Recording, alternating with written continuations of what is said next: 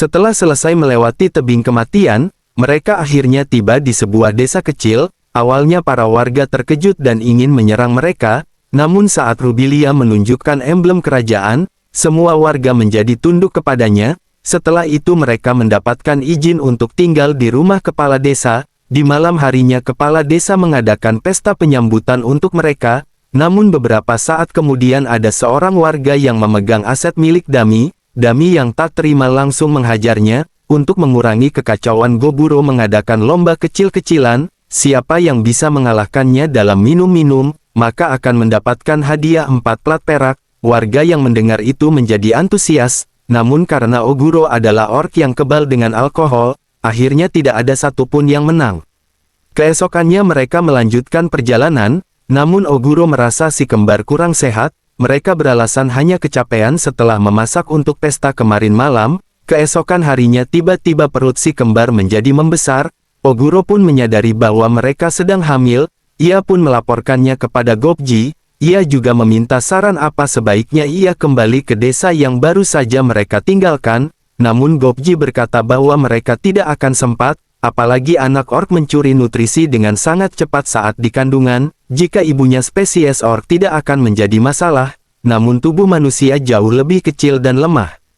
Setelah mendengar itu Oguro pun langsung bergegas mencari tempat untuk beristirahat. Terlihat raut wajah Oguro yang begitu sangat khawatir. Si kembar meminta agar Oguro untuk tidak khawatir karena mereka sedang mengandung anaknya. Beberapa saat kemudian tiba-tiba tubuh mereka menjadi sangat lemas. Meskipun sudah diberikan ramuan penambah darah tidak berpengaruh sedikit pun.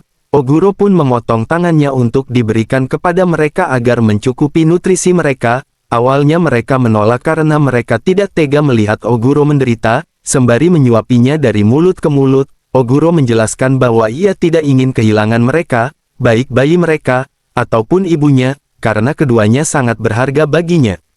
Tak lama kemudian mereka menemukan sebuah goa. Goa itu awalnya dihuni oleh beruang bertangan 4, namun setelah diurus oleh para orc, mereka pun bisa menggunakan gua tersebut untuk beristirahat. Setelah itu Oguro memberikan mereka sihir penghilang rasa sakit dan sihir penyembuhan secara bersamaan. Entah sudah berapa jam Oguro melakukan hal tersebut, hingga pada akhirnya perut mereka semakin membesar. Takut membahayakan sang ibu, Oguro pun terpaksa melakukan operasi sesar.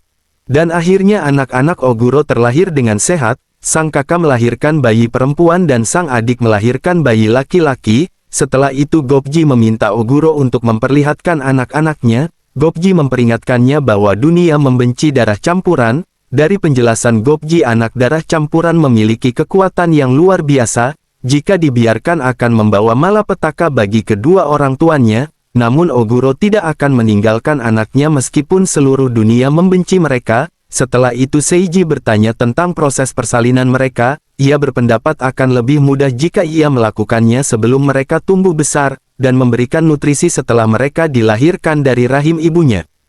Terlihat anak Oguro masing-masing memiliki sebuah orb. Anak perempuannya diberikan nama Auro, sedangkan anak laki-lakinya diberikan nama Argento. Setelah itu kita diperlihatkan nama dari si ibu kembar, si kakak bernama Felicia dan si adik bernama Alma. Oguro berterima kasih kepada mereka karena sudah bertahan sejauh ini. Ia berjanji akan mengurus mereka sebagai bagian dari keluarganya. Setelah beberapa hari kemudian Oguro melakukan pengintaian untuk mencari mangsa yang belum ia temui. Tak lama kemudian ia terpukau dengan rusa salju yang begitu cantik. Sudah sejak lama Oguro tidak merasakan ancaman dari musuhnya. Ia mempunyai firasat bahwa dirinya saat ini tidak mampu untuk melawannya. Saat Oguro sudah bersiap dengan armornya, tiba-tiba rusa itu mematahkan tanduknya, lalu pergi begitu saja. Saat Oguro ingin memakan tanduk itu, ia tiba-tiba mengingat tentang kedua anaknya. Ia pun berpikir untuk memberikan tanduk itu kepada mereka. Setelah lama berjalan akhirnya Oguro bertemu dengan sebuah party, yang terdiri dari manusia dan Bisman sedang bertarung dengan Fomorian. Oguro sampai mengakui kehebatan dari mereka, baik kekuatan individu maupun kerjasama tim. Setelah tinggal bosnya, Oguro mengambil kesempatan untuk membunuhnya terlebih dahulu. Saat Oguro ingin bertarung dengan mereka, ia merasakan ada hal aneh. Ia yakin mereka bisa membunuh bos itu tanpa ia harus ikut campur. Oguro melihat kekuatan aneh dari pemimpin mereka. Ia pun mengurungkan niatnya. ia membuat cerita bahwa dirinya ditugaskan oleh bosnya untuk mengambil mayat bos para Beastman. Sebagai gantinya ia memberikan mereka obat-obatan. Setelah urusan mereka selesai, Oguro pun kembali ke goa. Saat perjalanan pulang ia sembari memakan bos para Beastman itu, dan mendapatkan banyak sekali skill-skill baru.